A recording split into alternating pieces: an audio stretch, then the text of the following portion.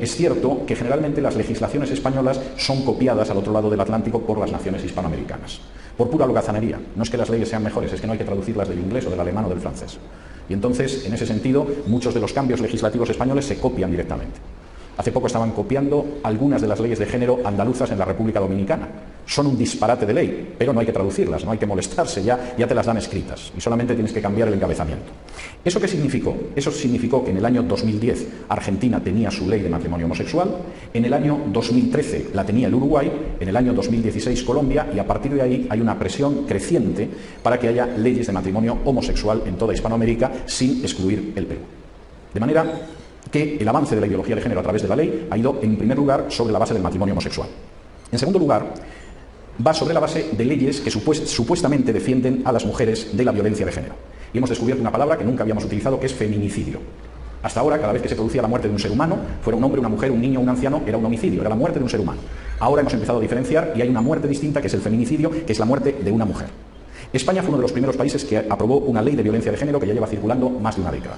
¿Cuáles son los resultados? Primero, hemos destruido el principio de igualdad ante la ley. Cualquier tipo de violencia cometida por un hombre se castiga el doble que si la perpetra una mujer. Si en la pareja de Juan y Luisa, Juan le da un sartenazo a Luisa, recibe un castigo que es el doble que si Luisa le da el sartenazo a Juan. Lo cual es acabar con el principio de igualdad ante la ley que se ha necesitado milenios implantar. Según quien perpetra el delito se castiga más. Segundo, hemos acabado con el principio de la presunción de inocencia. El principio de presunción de inocencia nos dice que cualquier persona es inocente mientras no se demuestre que es culpable. Las leyes de violencia de género parten de la base de que el hombre es culpable salvo que pueda demostrar que es inocente. Y además, desde el mismo momento en que se produce la denuncia, el hombre es encerrado en prisión y se adoptan una serie de medidas de ayuda a las mujeres. Las medidas son tan buenas que en estos momentos, según reconocen las propias juezas españolas, no los jueces varones, sino las mujeres que son jueces, el 80% de las denuncias por violencia de género son falsas. Es decir, hay un 20% que se corresponde con la realidad, hay un 80% que es absolutamente falso. Y por si fuera poco, además, la violencia doméstica no ha disminuido. El número de mujeres que mueren o que son agredidas es el mismo. Y además, como la violencia solo es de género y no es doméstica, no es familiar, no atendemos a aquellas personas que sufren violencia en el seno de la familia si no son mujeres. No atendemos a los hombres que padecen la violencia, incluso si son niños o ancianos, y tampoco atendemos a los hombres dentro de una pareja homosexual. De manera que sí, es posible que Alberto se pueda casar con Luis, pero como Luis lo fría a palizas, no va a tener la misma protección que si en vez de Alberto se llamara Alberta. De manera que las leyes de violencia de género no están funcionando. En tercer lugar, han aparecido otras leyes, esto lo tienen ustedes a la vuelta de la esquina, que son las leyes contra la discriminación por razón de género. Esto suena bien, es decir, combatir la discriminación de género es algo que suena bien. El problema es que las leyes contra la discriminación por razón de género lo único que pretenden es que nadie pueda mover un solo dedo frente a la imposición de la ideología de género. Les pongo ejemplos. Si en un momento determinado ustedes son pastores de una iglesia y de pronto llega el director del coro y le dice: mire, pastor, a partir del domingo voy a venir con mi novio a la iglesia, que se va a sentar en la primera fila, y esperamos que dentro de unos meses, porque esta relación va bien, nos case usted. Y usted dice: vamos, no tengo la menor intención de casarle a usted con su novio y no venga usted el domingo a dirigir el coro. Le puede caer encima el peso de la ley porque está discriminando a una persona por razón de género, concretamente porque es homosexual. O imagínese que trabaja para una misión y de pronto su secretaria, que era una chica muy agradable, llega y le dice: tengo una novia y me va a venir a recoger al trabajo todos los días y, hombre, nos gustaría en algún momento que quizá usted nos casara. Y usted dice: mire, no está de acuerdo con los valores de una misión cristiana que una persona contraiga matrimonio con una persona del mismo sexo. Y desde luego no puede usted seguir trabajando aquí si efectivamente tiene la intención de ceder a sus pulsiones homosexuales. Bueno, no se preocupe, ya le cerrarán la misión, porque está usted discriminando a una persona por razón de género.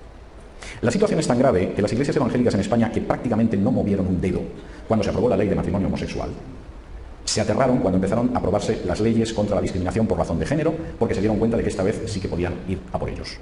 Y ha habido casos.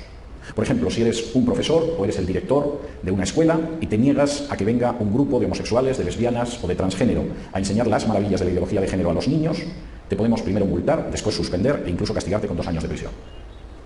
De manera que esto no es un juego. Y finalmente, tengo que decir que la última manera en que la ideología de género está avanzando, aparte del matrimonio homosexual, la idea del feminicidio, las leyes contra la discriminación por razón de género o la legalización del aborto, es la paidofilia. Vamos camino de que las relaciones sexuales con niños ya no sean castigadas. Y de hecho hay países donde ya tener relaciones sexuales con una criatura de 12 o 14 años no es delito. Bajar eso un poco más no va a costar mucho si finalmente la ideología de género dicta lo que se hace en un país. Cuarta forma en que la ideología de género se va a imponer en nuestra sociedad.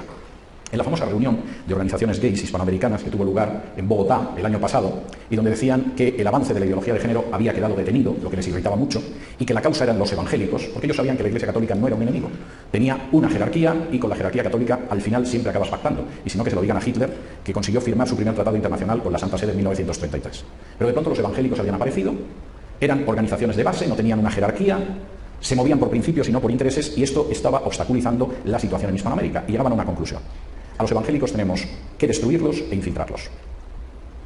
Los convertimos en monstruos ante la opinión pública y ya se están gastando millones de dólares en que haya periodistas que escriben reportajes o hacen documentales donde se muestra que los evangélicos son seres peligrosos, retrógrados y fanáticos en Hispanoamérica, o los infiltramos. Y alguno dirá, es imposible infiltrar a los evangélicos. No sean ustedes tan inocentes. ¿Cómo se produce esa infiltración? Fundamentalmente a través de 3 vías. La primera es la publicación de Biblias inclusivas. Y uno diría, ¿pero puede existir una cosa así? Sí, vayan ustedes a Amazon, escriban Inclusive Bible o Biblia inclusiva y les aparecerán varias ediciones de la Biblia. Algunas de ellas en portada tienen el arco iris del movimiento gay, que es una de las cosas que hemos dejado a los cristianos que nos roben, y efectivamente son Biblias donde se defiende la ideología de género. Y alguno dirá, bueno, ¿y qué pasa con esos pasajes donde la Biblia condena expresamente las prácticas homosexuales? Pues sucede exactamente igual que en las Biblias católicas, cuando el texto de la Biblia contradice sus dogmas. Ustedes van a una Biblia católica, a Marcos 6, versículos del 3 al 5, donde se habla de los hermanos y las hermanas de Jesús, y la nota de la Biblia católica te dice que los hermanos, precisamente, lo único que no son es hermanos. Son parientes, son primos, son vecinos, alguien que pasaba por allí, pero lo que no son es hermanos. Ustedes van a una Biblia inclusiva donde aparece un texto en el que se expresa claramente el juicio de Dios sobre la homosexualidad, y debajo te dice que en realidad no son homosexuales. No lo hemos entendido bien.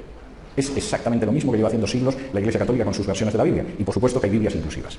El segundo canal para infiltrar a las iglesias evangélicas es la teología queer, o la teología gay, o la teología homosexual. La palabra queer es una palabra muy fuerte en inglés que significa homosexual, pero es un término insultante, de manera que al traducirlo al español han preferido dejarlo como queer, porque claro, traducirlo al español podría provocar la burla de la gente. ¿Y qué sostiene la teología queer? Sostiene cosas extraordinarias. Por ejemplo, uno de sus teólogos, que se llama Hugh William Montefiore, sostiene que en realidad Jesús era homosexual. De hecho, no hay manera de entender a Jesús si no nos damos cuenta de que era homosexual. O, por ejemplo, una de sus teólogas más conocidas, Marcella Althaus Reed, que tiene un libro que se llama The Queer God, que sería el Dios homosexual, la palabra es bastante más fuerte, es un libro donde sostiene que la Biblia está llena de bellas historias de amor homosexual, que no hemos podido ver en milenios, pero que gracias a la señora Althaus Reed ahora sabemos que están en la Biblia.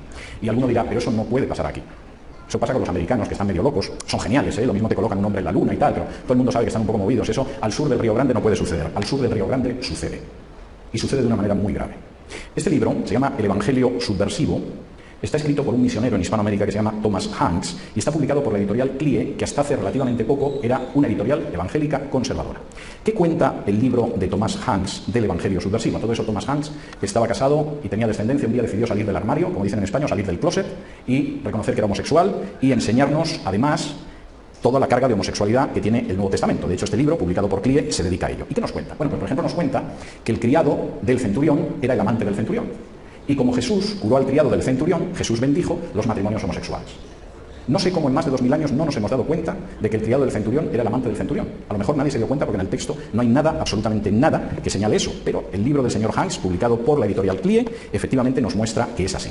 Bueno, incluso nos revela cosas que nunca hubiéramos imaginado. Por ejemplo, cuál era la relación exacta que tenía Jesús con el apóstol Juan. Y cito textualmente.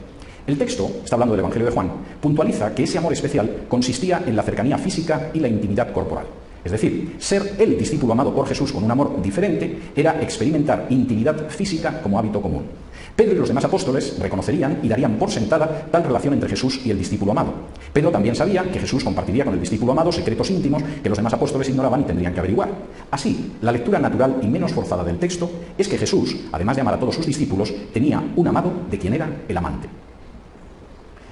¿Qué mente más enferma, más sucia y más blasfema hay que tener para decir que la relación de amor especial entre Jesús y Juan era la relación entre dos amantes? O como dice este libro, eran novios y amantes y todo el mundo lo sabía. Es curioso que en 2000 años nadie se haya dado cuenta de eso. El libro, en ese sentido, es una dulzura, pero no crean que solamente mancha de manera blasfema a Jesús. Fíjense lo que dice de Pablo. Pablo, el héroe de Lucas, no solamente es soltero o quizá viudo y divorciado, sino que siempre busca la compañía de otro varón en sus viajes, Bernabé y Silas. Robert Bosch cita evidencia de algunas autoridades que concluyen que Pablo tuvo una orientación homosexual. ¿Alguno de ustedes ha encontrado algo en los escritos de Pablo o en lo que se cuenta de la vida de Pablo en el libro de Hechos como para llegar a la conclusión de que tenía orientación homosexual? ¿Y qué sucede cuando llegamos a Romanos 1, Y la Biblia muestra claramente que Dios ve como uno de los frutos de la corrupción espiritual de los paganos el lesbianismo y la homosexualidad masculina. Pues el libro dedica páginas para que sepamos que cuando Dios condena expresamente las conductas homosexuales en Romanos 1, no se está refiriendo a las conductas homosexuales. Este libro está publicado por una editorial como CLIE, que cuando yo me convertí hace 40 años era uno de los faros del conservadurismo evangélico en mi país, y que ahora publica esta basura blasfema. En algún caso yo he hablado con alguno de los empleados de CLIE y le he dicho, pero ¿cómo habéis podido publicar este libro? Y me dice, lo hemos retirado de circulación. ¡Mentira! Este libro lo compré en la página de Amazon hace 2 semanas. Desde luego, si uno retira los libros de circulación, que contienen blasfemias, como afirmar que Jesús era un homosexual, que tenía un amante, que era el apóstol Juan, y años después el libro se puede comprar, querría que alguien me explicara lo que entiende por retirar un libro de circulación. Y, por supuesto, esto no es extraño, porque en última instancia, el director literario de CLIE, Alfonso Ropero, escribe en una página web supuestamente evangélica que se llama Lupa Protestante, donde escriben pastores que casan homosexuales y que defienden la ideología de género. ¿Imposible en nuestro hábito? ¿Imposible en el mundo hispano? ¿Imposible en las editoriales que conocemos? Esto muestra que no es imposible. Y por supuesto esta misma editorial también últimamente está publicando libros donde antiguos pastores dicen que la Biblia está llena de errores, la Biblia no es fiable y al final, para saber lo que tienes que hacer en tu vida, más vale que pienses lo que está bien, porque la Biblia no es un terreno sólido. De modo que si alguien piensa en un momento determinado que esto no puede suceder aquí, esto ya está sucediendo aquí.